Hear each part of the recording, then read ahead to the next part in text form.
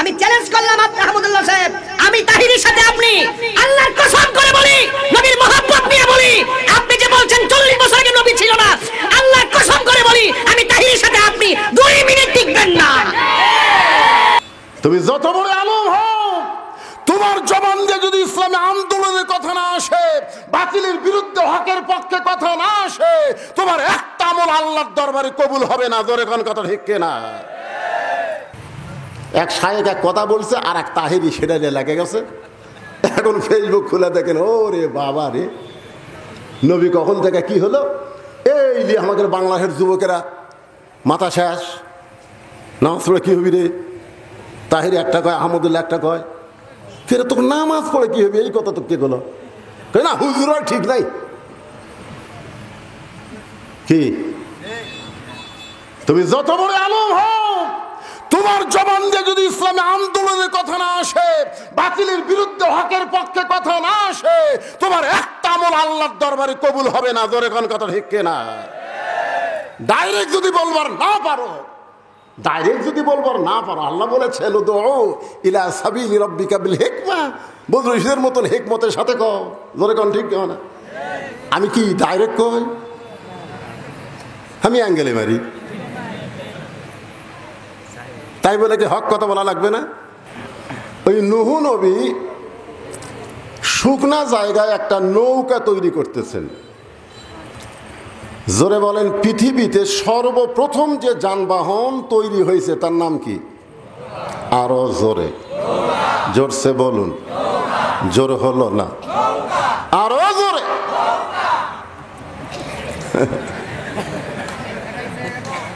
Gamma সাহেব যদি এ কথা শুনতে পায়, গামা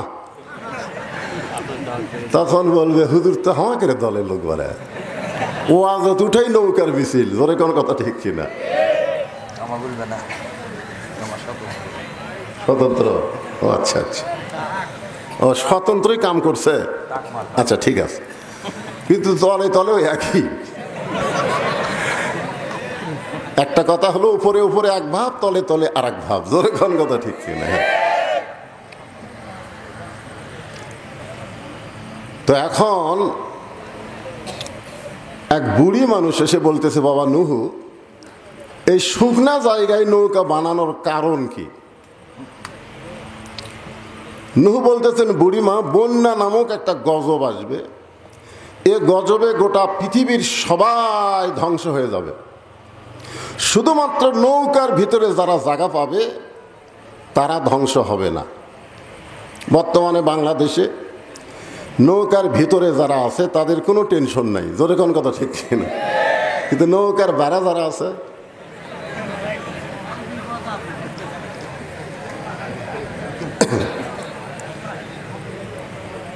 বুড়ি বলতেছেন, বাবা নূহ, এই ছোট্ট নৌকায় সবাই যদি উঠতে চায় বাঁচার জন্যে, এই নৌকার কি জায়গা হবে? নূহ বললেন, বুড়িমা, এই নৌকার শর্ত হলো ইমানদার বান্দা বান্দি যারা নৌকার ভিতরে জায়গা পাবে তারা, বেঈমানদের জায়গা নৌকায় হবে। তার মানে বোঝা গেল নূহ নবীর নৌকা আর বর্তমানের নৌকা এক না, এক। তো কোন নৌকার মিছিল করলেন? নূহ নবীর নৌকার মিছিল। জনগণ বুঝুক পাবলিক কি জিনিস। জোরে কোন কথা ঠিক কিনা?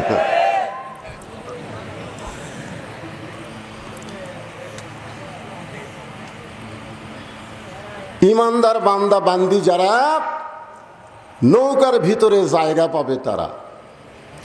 সঙ্গে সঙ্গে বুড়ি বললেন, বাবা নূহ, আমি নৌকায় জায়গা নিবার চাই। নূহ বললেন, বুড়িমা, তাহলে আপনি পড়েন লা ইলাহা ইল্লাল্লাহু নূহু নবিয়ুল্লাহ। আচ্ছা, নূহ নবীর কলমা পড়তে আমাদের কোনো অসুবিধা আছে? এ লা ইলাহা ইল্লাল্লাহ পর্যন্ত সব নবীরই কলমা। ওই বাবা আদম থেকে আমাদের নবী পর্যন্ত সমস্ত নবীরাই লা ইলাহা ইল্লাল্লাহ। আপনারা যদি খ্রিস্টানক বলেন, খ্রিস্টানের লা ইলাহা ইল্লাল্লাহ ঈসা রুহুল্লাহ পর্যন্ত বলবে। যদি ইহুদি বলেন লা ইলাহা ইল্লাল্লাহ মুসা কালিমুল্লাহ পর্যন্ত বলবে। কিন্তু মুসলমানকে যদি বলেন, মুসলমান সব নবীকেই ভালোবাসে। জোরে কর কথা ঠিক কিনা? ইহুদিরা মুসার পরে আর কোনো নবী মানে না, খ্রিস্টানেরা ঈসা নবীর পরে কোনো নবী মানে না, আর মুসলমানেরা মোহাম্মদ নবীর উম্মত হলেও সমস্ত নবীকে তারা সম্মান করে। জোরে কর ঠিক কিনা? এই জন্য ইসলাম ধর্মে কোনো কৃপণতা। তাহলে সবাই একটু ঝাঁকি দিয়ে বলেন, লা ইলাহা ইল্লাল্লাহু নূহু নবিয়ুল্লাহ। নূহ নবী বললেন, বুড়িমা আপনার আর কোনো চিন্তা নাই। সোনালো বলেন, ইন্নাল্লাযীনা ক্বালু আল্লাহু সুম্মা ইসতাকামু তাতানাজ্জালু আলাইহিমুল মালাইকা আল্লা তাখাফু ওয়ালা তাহজানু ওয়া আবশিরু বিল জান্নাহ। আল্লাহ কিন্তু আমাদেরকে বলেছেন, আল্লাহ বলেছেন, নিশ্চয় যারা বলবে আল্লাহ আমার রব, এর প্রতি যারা অটল থাকবে, ইস্তেকাম থাকবে, তাতানাজ্জালু আলাইহিমুল মালাইকা, তাদের জন্য ফেরেশতার মাধ্যমে আল্লাহ খবর দিবেন, আল্লাহ তাখাফ, তোমাদের কোনো ভয় নাই, ওয়ালা তাহজান, তোমাদের কোনো চিন্তা নাই, ওয়া আবশিরু বিল জান্নাহ, বরং দুনিয়া থেকেই তোমরা জান্নাতের সুসংবাদ প্রাপ্ত হবে। বললেন, বুড়িমা আপনার আর কোনো চিন্তা নাই, বন্যা গজব যখন শুরু হবে তখন আপনার হাতটা ধরে আমি নৌকায় উঠে নিব। সঙ্গে সঙ্গে বুড়ি বললেন, আলহামদুলিল্লাহ। নৌকায় হাত ধরে তুলবার চাইছে কে? জোরে এখন কে তুলবার চাইছে? আর বুড়ি প্রশংসা করলো কার? তাহলে আপনারা কি বুঝলেন? কোন নেতার প্রশংসা করা যাবে? কোন চামচা হওয়া যাবে? এখানে বুড়ির বলা দরকার ছিল, বাবা নুহু তুমি অত্যন্ত ভালো একজন মানুষ বাবা, ওই বিপদের দিনে তুমি আমাকে হাত ধরে নৌকায় উঠাবা, তুমি খুবই ভালো মানুষ। বুড়ি এখানে নুহু নবীর কোনো প্রশংসা করেনি। অশকুরুলি, প্রশংসা করতে হবে কার? আল্লাহ ছাড়া অন্য কারো প্রশংসা করা যাবে? অন্য কারো করলেই ওয়ালা তাকফুরুন। বন্যা গজব শুরু হয়ে গেল, গোটা পৃথিবীর পাহাড় পর্বত পর্যন্ত 40 দিন পানির তলে ডুবেছিল। এত পানি হিমালয় পর্বত পর্যন্ত ডুবে গেছে। অনেকে বলে গজব খালি এখনই হয়। গজব খালি এখন হয় না, আগেও হসা? কথা কন না কেন? পানির জন্য দোয়া কি আল্লাহ নবী করেনি? এই কথা কন করেনি? এইবারে পানির জন্য আমরা একটু নামাজ পড়া দোয়া করছি, অনেকে কয় হুজুরকে দোয়া আর আল্লাহ শুনতেছে না। শুনতেছে না? গতকাল পানি হয়নি, একটা বাতাস উঠছিল। আপনাকে মনে কি হয়েছে? আল্লাহ রে আমাকে মাহফিল আগামীকাল, আল্লাহ যেন পানি না দেয়। জোরে কোন কথা ঠিক কিনা? আমরা দোয়া করি পানি দাও, মাহফিল আর কয় না দেখ। যারা ধান কাটতেছে তারা কয় আল্লাহ আরো 15 দিন পর পানি দাও। আল্লাহ এখন কার দিকে যায় কোন? তো আল্লাহ পড়ে গেছে বেকায়দা। জোরে কোন কি কায়দা? এক লোক বলতেছে, হুজুর আপনারা যখন আদায় শুরু করছেন তখন আমার পাশের জমির লোক 2 মণ ধান দান করছে।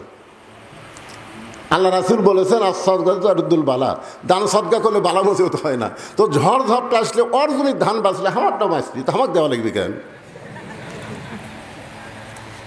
এটা কি দিল বারে ওয়াজ শুরু না করতে? আচ্ছা আচ্ছা ঠিক আছে, এটা ঠিক। আসসালামু আলাইকুম হুজুর, রুমালটা দিয়ে দেন। রুমাল মানে সব আদায় শেষ, খালি রুমালটা বাকি আছে। এই কয়েকদিন আগে যে ওয়াজ করলাম ওখানে আমি ওয়াজের আগে কিন্তু রুমাল দিয়েছিলাম, ঠিক কিনা বলেন? আজকেও কেমন সাইজ করে শুরু করতেছি। ইতিমধ্যে বললো, আচ্ছা রুমাল আলা কি রেডি আছে? কোথায় রুমাল পাটি কুটি? তাহলে রুমাল পাটি নেমে যাও।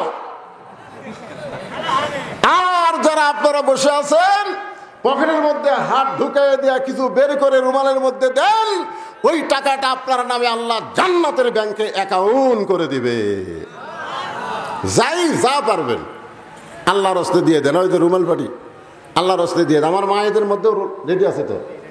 আচ্ছা ঠিক আছে, মহিলারাই তো আচ্ছা। আমার মায়েদের মধ্যে মহিলারা আদায় করবে। গতকাল যেখানে আমার মাহফিল, গত রাত্রে আপনারা ইউটিউবে হয়তো দেখতে পাবেন, মহিলাদের মধ্যে আদায় করবার গেছে, যায় শুনে মহিলাকে আদায় শেষ। তো কে আদায় করলো? মানে কমিটির লোক যাওয়ার আগে কমিটি যারা গাঁজাখোর, হিরোইনখোর, ইয়াবাখোর, ওরা আদায় করে লিয়ে আউট। গত রাতের মাহফিল, কঠিন ব্যাপার। তো আজকে চিন্তা করেন মহিলাদের মধ্যে আপনাদের বিশ্বস্ত লোক দেন, কারণ এরকম কিন্তু হেরোইনখোর, গাঁজাখোর এখন দিন দিন বাড়তিছে। জোরে কোন কথা ঠিক কিনা? হ্যাঁ, মসজিদ মাদ্রাসা চোরের কাছে বলে, আর মসজিদ মাদ্রাসা কত নেতা চোর হয়ে মাদ্রাসার টাকা মারা খাচ্ছে। জোরে কোন কথা ঠিক কিনা? 4 টন গম স্টিয়ার দিবার কাছে তুলবার যায় কয় 80,000 টাকা ঘুষ দিয়া, তারপরে কিসের টাকা কয় মসজিদের। যাক, আপনারা গামছার মধ্যে যে যা পারেন দেন, একটু জিকির করেন। লা ইলাহা ইল্লাল্লাহ, লা ইলাহা ইল্লাল্লাহ, লা ইলাহা, লা ইলাহা ইল্লাল্লাহ মুহাম্মাদুর রাসূলুল্লাহ সাল্লাল্লাহু আলাইহি ওয়াসাল্লাম। তো আমার পাশে চেয়ারম্যান সাহেব বসে আছেন, উনি তার গামছার মধ্যে দিবার পারলেন না। গামছা মনে হয় টেজের উপরে আসবি না। গামছা ট্রেজত আসে না? না, গামছা ট্রেজত আসবি। উনি আমার হাতে 1000 টাকা দান করছেন। এরকম যদি কেউ টেজের উপর দিবার চান তাহলে ফাঁকি দিয়ে দেন, আদায় একবার শেষ হয়ে যাক। কি কোন? আদায় একবার শেষ হয়ে যাক, এরপরে একটানা ওয়াজ হবে, কোনো প্রকার আদায় আর না। হ্যাঁ,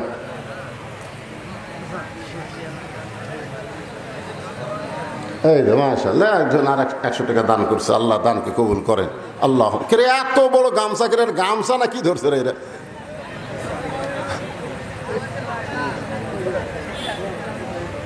হ্যাঁ, সবাই একটু মহব্বতে জিকির করেন বাজান। সবাই অন্যদিকে মন না দিয়ে আল্লাহর দিকে খেয়াল করে জিকির করেন। লা ইলাহা ইল্লাল্লাহ, লা ইলাহা ইল্লাল্লাহ, লা ইলাহা ইল্লাল্লাহ, লা ইলাহা ইল্লাল্লাহ, লা ইলাহা, লা ইলাহা ইল্লাল্লাহ।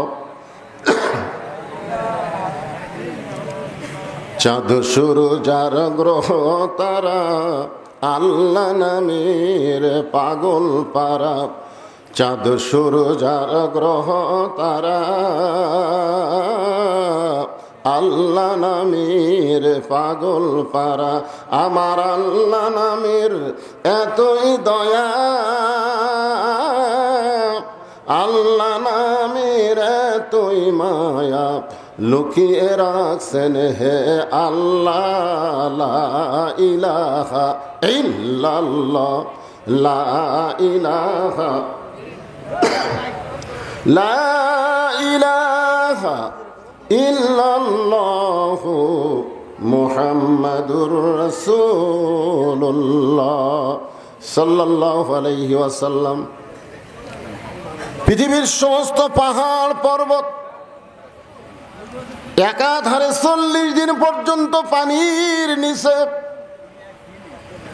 40 দিন পর পানি যখন নিচে নেমে গেল, আস্তে আস্তে পানি শুকে যাচ্ছে। নূহ নবীর নৌকা যদি পর্বত এসে ভেঙে গেল। আল্লাহ ডাকতে বলে, নূহ খবর কি? নূহ বলতেছে আলহামদুলিল্লাহ। আল্লাহ কয় নূহ খবর কি? নূহ বলতেছে কি? আলহামদুলিল্লাহ। আল্লাহ বলে নূহ কি খবর? নূহ বলতেছে আল্লাহ নৌকার ভিতরে যারা জীবিত আছে তারা, আর নৌকার বাহিরে যারা ধ্বংস হয়েছে তারা। আপনারা কি বুঝলেন? নৌকার ভিতরে যারা কি রক্ষা পাইছে তারা, নিরাপদ আছে তারা, নৌকার বাহিরে যারা ধ্বংস হয়েছে তারা। আল্লাহ ডাক দেন নূহ রে, তাহলে বুড়িটার খবর কি? নূহ বলতেছে আল্লাহ আমার মনই নেই। এখন কি নাই দেখছেন, কঠিন বিপদ যখন আসে তখন একটা নবী পর্যন্ত ভুলে যায়। আপনারা বলেন তো হাসরের ময়দানের বিপদ সহজ না কঠিন? তাহলে ওই বিপদে পীর সাহেব মুরিদও খেয়াল থবি? আপনার এখন থবে? কতগুলা বলে না আমার কোনো টেনশন নাই, পীর ধরছি। নূহ নবী বলতেছে আল্লাহ আমার মনই নাই। আল্লাহ বলে নূহ তাহলে বুড়ির খবর কি? নূহ বলতেছে সবাই যখন ধ্বংস হয়ে গেছে নৌকার বাহিরে, বুড়িটাও ধ্বংস হয়ে গেছে। আল্লাহ বলে নূহ আজগুবি কোনো কথা বলা যাবে না, কথা বলতে গেলে তদন্ত করে কথা বলতে হবে। সুবহানাল্লাহ। আজগুবি, আমাদের বাংলাদেশে আমরা আজগুবি কথা বলি। আজগুবি যে কোনো কথা আপনি বলবেন, কথা তদন্ত করে বলার দরকার আছে না নাই? জোরে কেন আছে, কথা কেন আছে না নাই? আজকে আমাদের বাংলাদেশে অনেক বিষয় আমরা কোনো তদন্ত করি না, বিনা তদন্তে আমরা রিপোর্ট দেই। আজকে যারা কোরআনের মাহফিল এসেছেন তদন্ত বিষয়টা একটু মনোযোগ দিয়ে খেয়াল করবেন। আল্লাহ বলে নূহ আজগুবি কোনো কথা বলা যাবে না, তদন্ত করো। নূহ নবী তদন্ত করতে এসে দেখে বুড়ি তো দূরের কথা, বুড়ির বাড়িটাও পর্যন্ত কিছুই হয় নাই। পাহাড়ের উপরে পানি চলে গেল। আর একটা ঝুবড়ি বাড়ি, সেই বাড়িটাই কিছু হলো না। নূহ ডাক দিলেন বুড়িমা, সঙ্গে সঙ্গে বুড়ি টোপলা নিয়ে হাজির। নূহ বলতেছে বুড়িমা টোপলা কেন? বুড়ি বলতেছে আগে থেকেই সাইজ হয়ে আছি, তুমি কখন ডাক দিবে আর গজব যখন আসবে তখন টোপলা সামাল করতে আমার দেরি হবে, সেদিন আগে থেকেই সাইজ।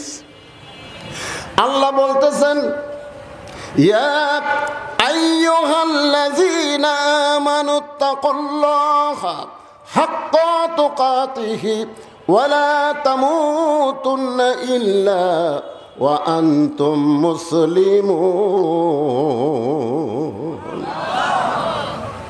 আল্লাহ বলতেছেন মুসলমান না হয়ে মরো না।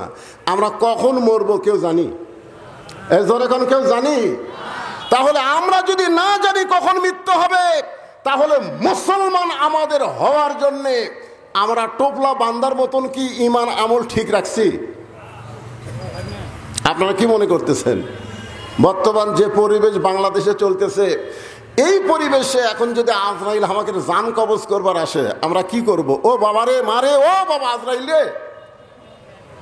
একটা গজলেতে আছে এবারের মতন ফিরে যাও রে আজরাইল, মিনতি করিয়া কই তোমারে। নূহ বললেন বুড়িমা বন্যা গজব শেষ হয়ে গেছে, বন্যা গজব শেষ হয়ে গেছে। সুবহানাল্লাহ কবেন না? ও বুড়িমা তোমার কথা আমার মনেই নাই, তোমার কথা আমার মনেই নাই, বন্যা গজব শেষ।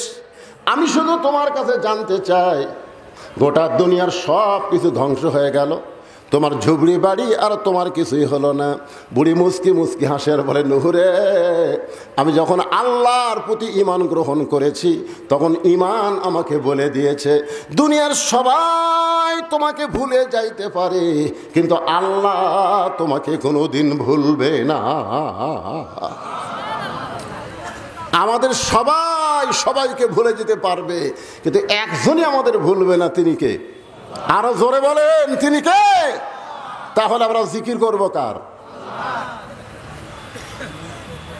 ঠিক আছে ইমান, ঠিক আছে তো? কি মনে হচ্ছে কার জিকির হবে? চড়কের উপরে বসে আছে আমাদের জাতির পিতা, বাবা আজর রশি ধরে টানতেছে, নিচে নমরুদের আগুনের চুলা দাও দাও করে জ্বলতেছে। ফেরেশতা জিবরাইল এসে সালাম দিয়ে বলে ওগো আল্লাহর নবী ইব্রাহিম, আপনি যে হারে কাঁদতেছেন, আপনার কান্না দেখে আমার দরদ হয়ে গেল।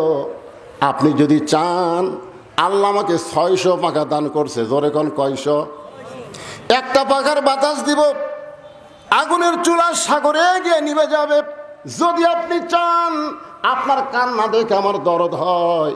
ইব্রাহিম বলে, জিব্রাইল, আমি একটা বারও নমরুদের আগুনের চুলার দিকে তাকাই নাই। তাহলে কাঁদতেছেন কেন? বলে, কান্দার কারণ হলো আমার জন্ম দেওয়া বাপ, আমার জন্ম দেওয়া বাপ রশি ধরে টানতেছে আমাকে আগুনে ফেলে দেওয়ার জন্য। সন্তান যখন বিপদে পড়ে, বাবা তখন সন্তানকে সাহায্য করে। জোরে কোন কথা ঠিক কিনা? আর ভাগ্যগুণ আমি এমন একটা বাবার সন্তান, যেই বাবা আমাকে নমরুদের চুলার মধ্যে, আগুনের মধ্যে ফেলে দেওয়ার জন্য রশি টানতেছে। আপনারা বলেন তো, ইব্রাহিম নবীর বাবা মানুষটাকে ভালো না খারাপ? জোরে কোন, ভালো না খারাপ? আর আমাকের বাপ,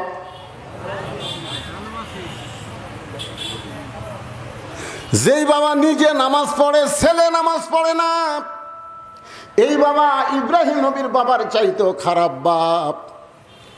যেই বাবা তার সন্তানকে একদম বাগডম প্রাইমারি ভর্তি করে দেয়, হাফেজি মাদ্রাসায় ভর্তি করে দেয় না, এই বাপ ইব্রাহিম নবীর বাপের চাইতেও খারাপ বাপ। কথা কর না কেন? এইবার কথা বন্ধ হলো কেন?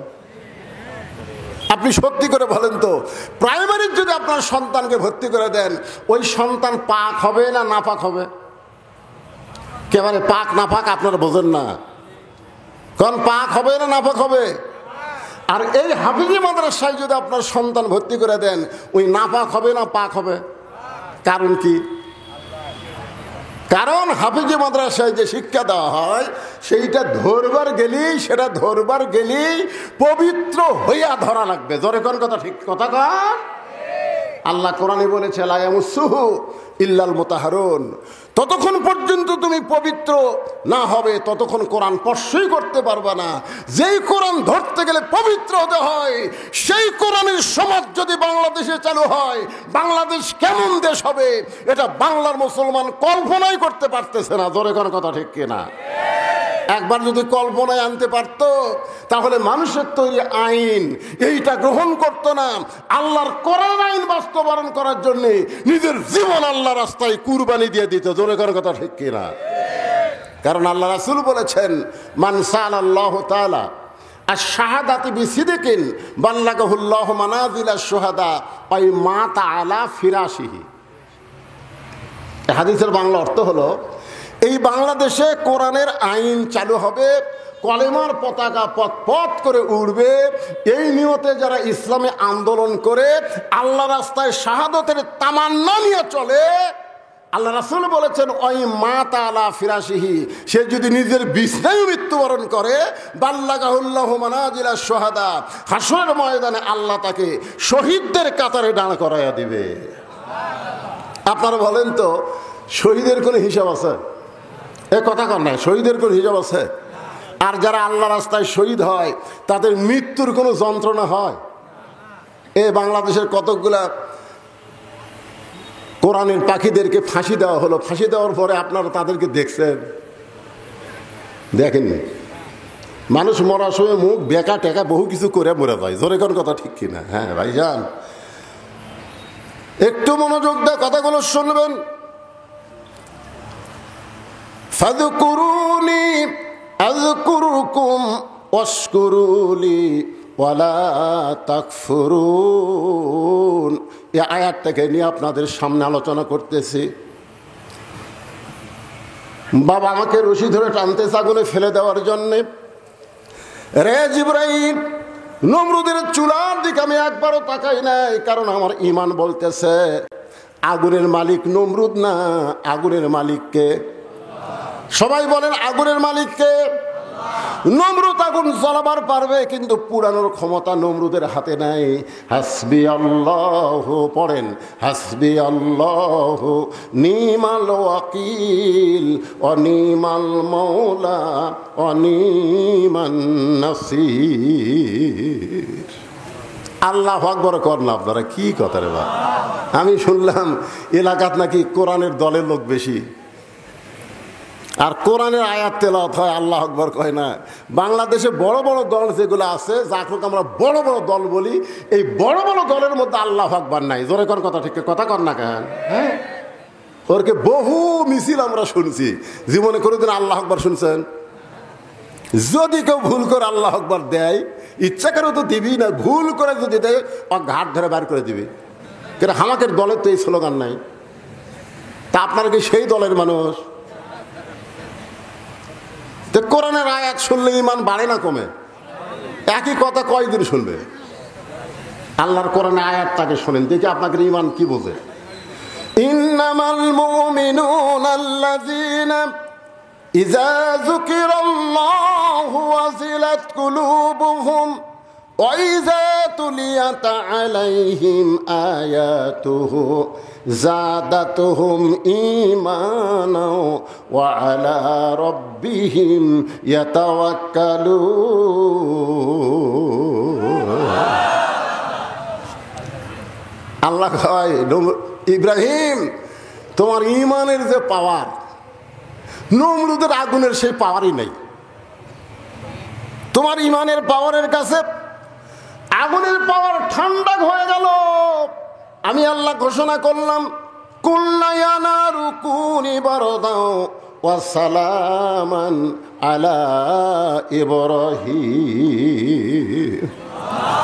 আগুনের চুলার উপরে ইব্রাহিম নবী স্মরণ করছে কাকে? জিকির করছে কার? আল্লাহকে। আসমানে ভুলে গেছে নাকি? আসমান থেকে আগুনকে শান্তিদায়ক বানায় দিল। আমরা সে আল্লাহর জিকির করব। এখন জিকির সম্পর্কে কোরআনে একটা আয়াত আপনাদের সামনে বলতেছি, দেখেন। আল্লাহ বলতেছেন, ইন্না নাহনু নাযালনা যিকরা ওয়া ইন্না লাহু লাহাফিজুন। এই আয়াতের মধ্যে কি বলা হচ্ছে? ইন্না নাহনু নাযালনা যিকরা। আপনারা বলেন তো, এই আয়াতে জিকির মানে কি? হ্যাঁ, দুই একজন কনকে, বাদ বাকি লোক কি বোবা নাকি? বোবা। তাহলে প্রথম আয়াতে জিকির মানে স্মরণ, এই আয়াতে জিকির মানে কোরআন। তাহলে কোরআনকে আল্লাহ জিকির হিসাবে নাজিল করেছে। এই কোরআন হেফাজতের দায়িত্ব দুনিয়ার কোনো মানুষের হাতে রাখে নাই। কোরআন হেফাজতের দায়িত্ব কার? আল্লাহ যদি ঠান্ডা বাতাস দেয়, আপনাদের কোনো অসুবিধা দেখে ভাইরা? আমি তো বৈশাখ মাসের মাহফিলে আমি বলে দিই, এই যে উপরে যে কাপড় টাঙ্গাইনি, এই যে কাপড়, আমি এই সপ্তাহে যে কয়টা মাহফিল করছি, এই খালি আজগাড্ডার উপর কাপড় দেখতেছি। বক্তা বসে থাকবে, এরই থাকবে কাপড়, আর এই জায়গা খালি লাঠি পুতবি আর আলোর বাতি দিবি। সামান্য বাতাস ওটা কাপড় দিতেছে। এখন এরা কবে হাঁ করে এই টাকা দাও, মাঝে সাথে আদায়ের টাকা ওরকম দিতে শেষ। কারণ বৈশাখ মাসের বাতাস তো এ আক্কেল নাই, জোরে কোনো কথা ঠিক কিনা? ভিতরে ঘুরবি, চাঙা দিয়ে তুলে যায়। বাতাস হোক, যে আবহাওয়া গরম আবহাওয়া হয়েছে, একটু বাতাস হোক। আপনার উপর দিক না তাকায়া এই কালো মানুষের দিকে একটু তাকায় থাকেন। অসুস্থতা নিয়ে আলোচনা করতে যে ভাইজান, একটু মনোযোগ দিয়ে শুনবেন। তাহলে এখানে জিকির মানে কি? ইন্না, আরেকবার কই, আরেকটা কই, তাহলে বুঝতে পারবেন। ইন্না নাহনু নাযালনা যিকরা ওয়া ইন্না লাহু লাহাফিজুন। এখানে জিকির মানে আপনার সবাই এক বাক্যে বলেন কোরআন। জোরে বলেন। এই কোরআন হেফাজতের দায়িত্ব কার? পৃথিবীর সমস্ত মানুষ যদি কোরআনের বিরুদ্ধে লাগে, আল্লাহ বলেছেন, ইউরিদুনা আফওয়াহিহিম ওয়াল্লাহু মুতিম্মু নূরিহি ওয়ালাউ কারিহাল কাফিরুন। বাংলাদেশের সমস্ত মানুষ মুসলমান হয়েও যদি কোরআনের আইন না চায়, আল্লাহর কোনো ক্ষতি হবে না। জোরে কোন কথা ঠিক কিনা? আল্লাহর কোনো ক্ষতি হবে? কোনো ক্ষতি নেই। করেন না কেন? শয়তানের দল করেন, কি হবে? আল্লাহর কি হবে রে? আর আল্লাহর দল করলে আপনাদের কি হবে? কি লাভ হবে? সে লাভটা জানা লাগবে না? হ্যাঁ, খালি দল করেন, নামাজ পড়েন, রোজা করেন, বামপন্থী দল করেন, আর মসজিদের মধ্যে ঢোকেন ডান পায়ে, সিটারি করেন।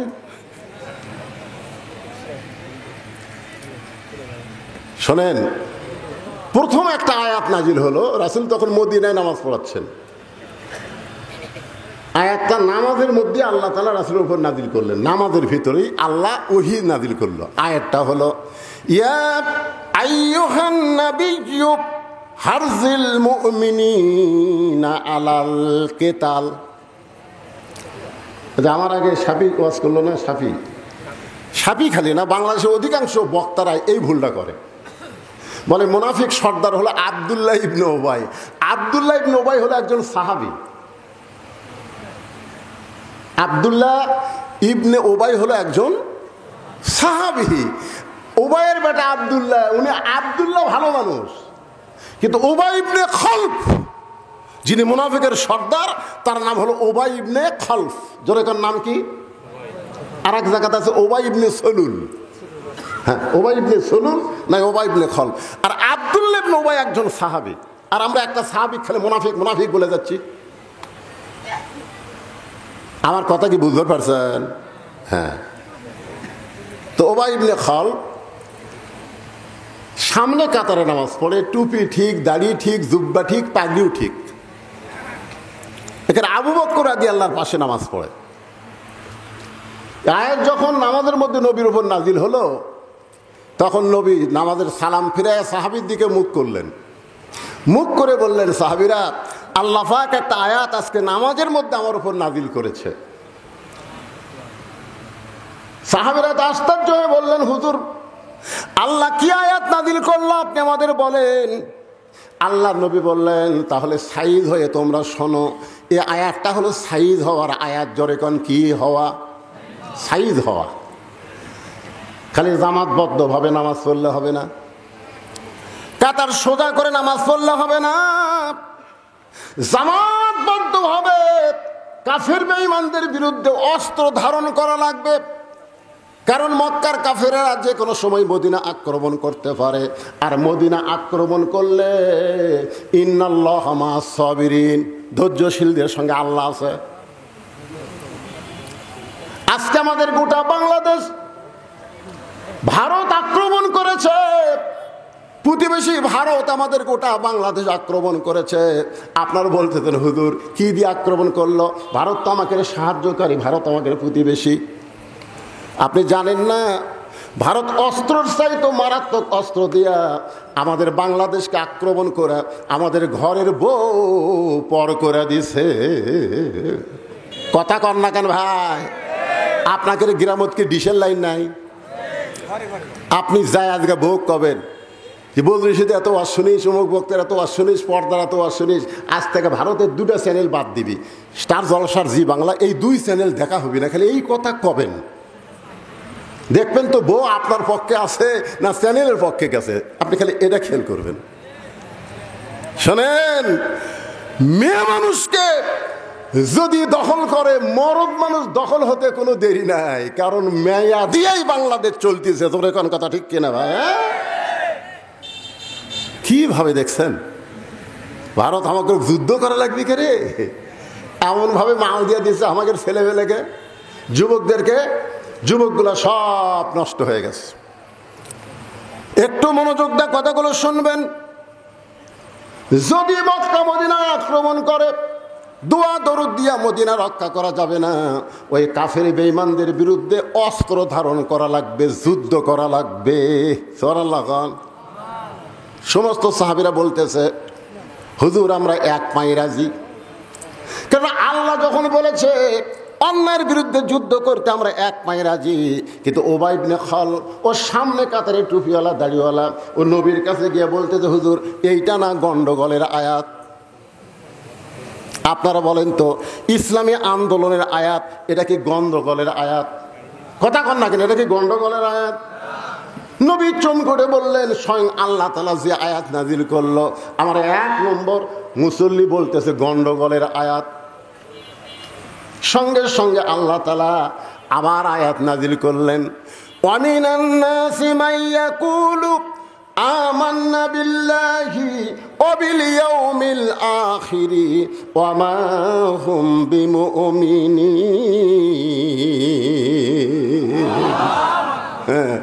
মানুষের মধ্যে অনেক টুপিওয়ালা, দাড়িওয়ালা, জুব্বাওয়ালা, নামাজিওয়ালা থাকবে। আল্লাহ বিশ্বাস করবে, আখিরাত বিশ্বাস করবে। আল্লাহ বলেছে ওরা মুমিনই না। ওরা মুমিন নয়, ওরা হলো মুনাফিক। বাংলাদেশে আল্লাহর কোরআন দিয়ে চলুক এই নিয়ত যদি কারো অন্তরে না থাকে, ওর একটা ইবাদত আল্লাহর দরবারে কবুল হবে না। জোরে কোন কথা ঠিক কি না? আপনারা বলেন তো, যতগুলা শায়েক আমাদের বাংলাদেশে আছে, এই শায়েকের মধ্যে কোন আন্দোলন আছে? এ কথা বল না কেন আছে? আমি তো মনে করি এই শায়েকেরা হয়তো শয়তানের কাছ থেকে কিছু পায়। একটা শালা ওই ইসলামী আন্দোলনের একটা কথাও কয় না। তোরে কথা কর না কেন ভাই? এই শায়েক কিন্তু বেশি দিন আগে থেকে শুরু হয়নি, এটা শুরু হচ্ছে বছর 15 আগে থেকে। আগে মৌলানা ছিল, হজরত মৌলানা ছিল, হঠাৎ এই শায়েক, এক শায়েক এক কথা বলছে, আর এক তাহেরি সেটা নিয়ে লেগে গেছে। এখন ফেসবুক খুলে দেখেন, ও রে বাবা রে, নবী কখন থেকে কি হলো, এই যে আমাদের বাংলাদেশের যুবকেরা মাথা শেষ, নামাজ পড়ে কি হবি রে? তাহিরি একটা কয়, আহমদুল্লাহ একটা কয়, ফের তোকে নামাজ পড়ে কি হবে, এই কথা তো কে বলো? না হুজুর ঠিক নাই কি? তুমি যত বড় আলেম হও, তোমার জবান দিয়ে যদি ইসলামী আন্দোলনের কথা না আসে, বাতিলের বিরুদ্ধে হকের পক্ষে কথা না আসে, তোমার একটা আমল আল্লাহর দরবারে কবুল হবে না। জোরে কোন কথা ঠিক না? ডাইরেক্ট যদি বলবার না পারো, আল্লাহ বলেছেন উদউ ইলা সাবিলি রাব্বিকা বিল হিকমা, বদরুশদের মতন হিকমতের সাথে কও। জোরে কোন ঠিক না? আমি কি ডাইরেক্ট কই? আমি অ্যাঙ্গেলে মারি, তাই বলে কি হক কথা বলা লাগবে না? সবাই আমার সঙ্গে পড়েন, কুল জাল হক, পড়েন, কুল জাল হক ওয়া যাহাকাল বাতিল ইন্নাল বাতিলা কানা যাহুকা। তাহলে কোরআন হেফাজতের দায়িত্ব কার? মক্কার কাফেররা চেষ্টা করলো, যার উপর আল্লাহ কোরআন নাজিল করতেছে তাকে যদি হত্যা করা হয়, তাহলে কোরআন এমনি দুনিয়া থেকে নিভে যাবে। আল্লাহ নবীকে হত্যা করার পরিকল্পনা করলো, অর্থাৎ কোরআনকে দুনিয়া থেকে বিদায় করার পরিকল্পনা করলো। গভীর রাত্রে মক্কার 37টা গোত্রের 37 জন নেতা আল্লাহ নবীর বাড়ির চারিধার ঘেরাও করলো এই জিকিরকে হত্যা করার জন্যে। আসলে নবী হত্যা না, আল্লাহর কোরআনকে দুনিয়া থেকে নিপাত করার চেষ্টা করলো। আমার কথা কি বুঝবার পারতেছেন? আল্লাহ বললেন, হাবিব দীর্ঘ 13 বছর মক্কায় কলেমার দাওয়াত দিলেন, মুসলমানের সংখ্যা হলো মাত্র 320 জন। এইরকম দাওয়াত দেয় ইসলামের বিজয় সম্ভব না। ওরা যখন চাচ্ছে কোরআনকে নিপাত করতে, আপনাকে হত্যা করতে, আপনি গভীর রাত্রে মক্কা থেকে মদিনায় হিজরত করেন। ওই কাফেরদের চোখ ডাঙ্গায়া আল্লাহ নবী আবু বকরকে সঙ্গে করে মদিনায় চলে আসলেন। মাত্র 8 বছর পর আল্লাহ তাআলা যেই মক্কা থেকে নবীকে মদিনায় পাঠাইছিলেন, ওই মক্কা আবার বিজয় দিয়ে দিলে। সবাই পড়েন আমার সঙ্গে, ইজা আনাসরুল্লাহি ওয়াল ফাতহ ওয়া রাআইতান নাসা ইয়াদখুলুনা ফি দীনিল্লাহি আফওয়াজা ফাসাব্বিহ বিহামদি রাব্বিকা ওয়াস্তাগফির ইন্নাহু কানা তাওয়াবা। এখন আপনাদের কাছে আমার একটা প্রশ্ন, সে প্রশ্নটা হলো, আপনারা বলেন তো, মক্কায় রাসূল কত বছর কলেমার দাওয়াত দিছে? আচ্ছা, আপনারা কি আমার কথা বুঝবার পারতেছেন না, না রাগ করে উত্তর দিচ্ছেন না? কোনটা কথা কন না, কথাগুলি তো সব। 13 বছর দাওয়াত দিয়ে মুসলমানের সংখ্যা হলো মাত্র 320 জন। তার মধ্যে 17 জনকে ওরা মারিয়াই পিটাই মারিছে। 320 জনের মধ্যে কয়েকজন মারছে? 17 জনকে ওরা পিটাই মারিছে পারে। তাহলে 13 বছরের আয় হলো 303 জন। এই 303টা আয় নিয়ে নবী হিজরত করলেন মদিনায়। মদিনায় 8 বছরে 10,000 সাহাবী নিয়ে মক্কা বিজয় হয়ে গেল। তাহলে 13 বছরে 320 জন আর 8 বছরে 10,000। কোন ইসলাম? মক্কার ইসলাম না মদিনার ইসলাম? কোনটা চান আপনারা? কথা কয় না। মক্কার ইসলাম খালি পিটন খাওয়া, আর মদিনার ইসলাম খালি পিটন খাওয়া না, মারবো। হ্যাঁ, আজকে বাংলাদেশে মক্কার ইসলাম চলতেছে, খালি পিটন খাওয়ারটা। ধরে কোনো কথা ঠিক কিনা? পিটন দেওয়ার ইসলাম নাই ভাই রে। যারা ইসলামে আন্দোলন করতেছে তারাও হেকমত অবলম্বন করতেছে। এই যে সামনে নির্বাচন, একজনও যায়নি। হেকমত হেকমত করতে করতে আমি এক ওয়াজে বলি, চোর আসে চুরি করতেছে, আর ওই হেকমত অবলম্বন করছে, ইন্নাল্লাহ মা সাবিরিন, ধৈর্যশীলের সঙ্গে আল্লাহ আছে। এই কয়ে ধৈর্য ধারণ করতেছে, এদিকে চোর সব নিয়ে চলে গেছে। ওই হেকমতে আছে, ওই হেকমতে আছে।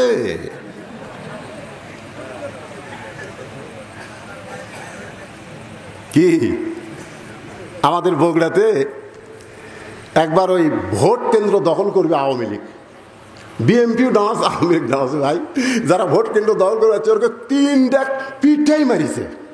এই মারা মাত্র এক জায়গাত মরিছে, সঙ্গে সঙ্গে গোটা কাহাল নন্দীগ্রাম আর কোনো গ্যাঞ্জাম নাই। কি বুঝতেছেন? সারা জীবন খালি 2 হাত করে দোয়া করবেন। আমার ওয়াজের মধ্যে আছে এই 2 হাত খালি দোয়া করার হাত না, লাঠি ধরারও হাত। জনগণ কথা ঠিক কথা কন না কেন? খালি হেকমত অবলম্বন করতেছে। চোর সব চুরি করে লিয়ে গেছে, খালি লিয়ে যাক, বার এবারে লিয়ে যাক, সামনেবার আমি সজাগ হবো, সামনেবার সজাগ হবি। ওই সামনে আস্তে আস্তে আবার চোর আসবি, আপনি খালি হেকমতই ধরবেন। এই করতে করতে 16-17 বছর চলে গেল। জোরে কোন কথা কন না কেন? একটু মনোযোগ দিয়ে শুনবেন। আল্লাহ নবী মক্কায় থাকতে কলেমার দাওয়াত দিয়েছেন, কারণ নবী ছিলেন ইমাম আর আবু জেহেল ছিলেন নেতা। নবী ছিলেন ইমাম আর আবু জেহেল হলো নেতা। এই কারণেই 13 বছরে মুসলমানের সংখ্যা হলো 320 জন।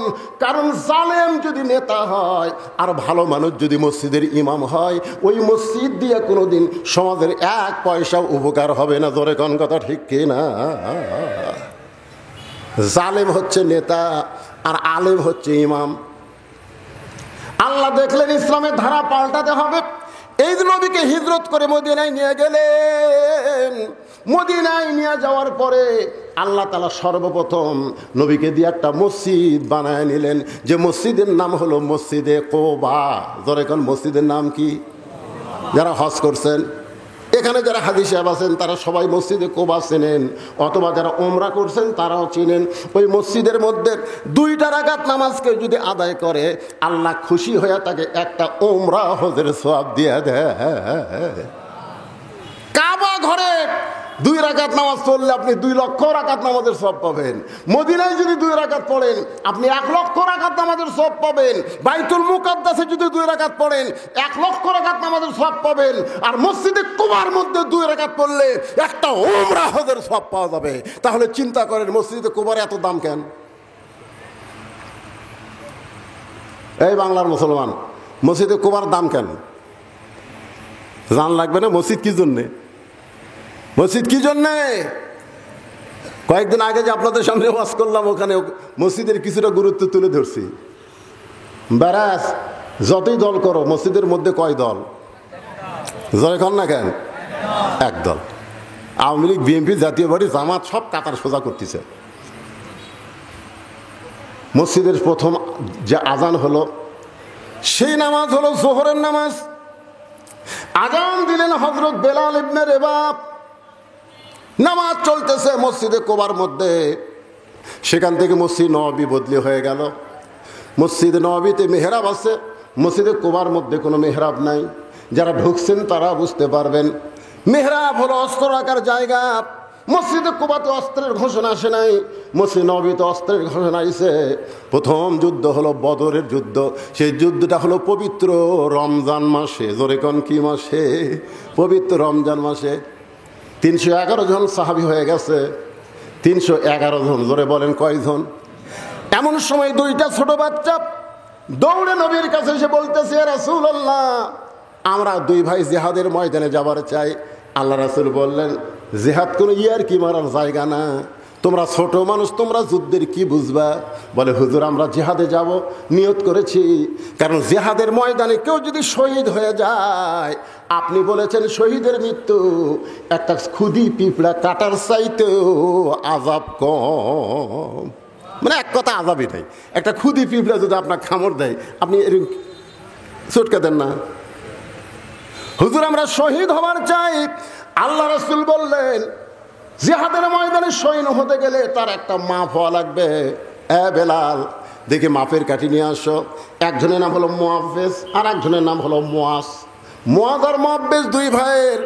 মুআজকে মাপের মধ্যে নিয়ে আসা হলো। মাপে দেখা গেল 5 ফুট লম্বা হয়ে গেছে।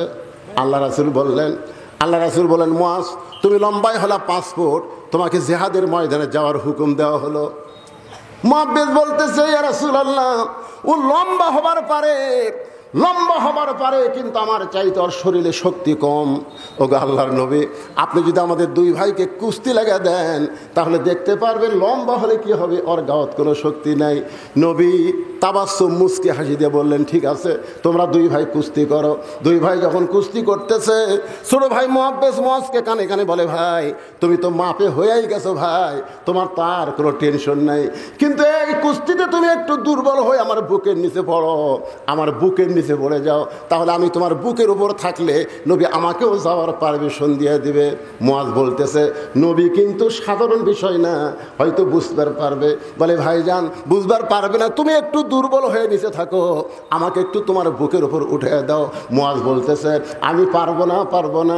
এবার মুআফেজ কানে কানে বলতেছে ভাইরে তুমি বলো তো, আল্লাহ রাসূলকে জীবনের চাইতে যদি বেশি ভালোবেসে থাকো তাহলে বলো ডান দিক থেকে যদি কাফেররা নবীকে লক্ষ্য করে তীর মারে, তুমি না হয় ডান দিকে থাকতে পারো, কিন্তু বাম দিক থেকে যদি তরবারি মারে, বাম দিকে কে দাঁড়াবে বলো? আমি থাকবো ডানে, তুমি থাকবা বামে, তুমি থাকবা সামনে, আমি থাকবো পিছনে।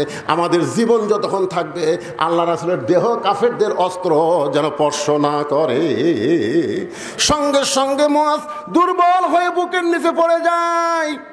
এমন সময় আল্লাহ রাসূল বলতেছে এইরকম ছোট বাচ্চারা শহীদ হওয়ার নিয়তে যখন আল্লাহর দল করে, এই ইসলামকে কেউ মাটির নিচে দাফন করতে পারবে না। একদিন গোটা পৃথিবীতে ইসলামের বিজয় হয়ে যাবে। এই জিকির নিয়েই কিন্তু কথা শুরু হচ্ছে। সেই জিকির থেকে আল্লাহর কোরআনকে আপনার জিকির স্বীকার করলেন, আর সেই কোরআনের আলোচনা করতে আজকের মাহফিলের প্রধান অতিথি সাহেব মঞ্চে এসে গেলেন। আমি তাকে নিয়ে সভাপতি সাহেব আমাকে বলতেছে হুজুর আমি একটু যাবার চাই। বললাম না আপনি যাইন না, আমি কিছুক্ষণের মধ্যেই মাহফিলের এই ভাঙ্গা মাহফিল আর চাঙ্গা করা যাবে না।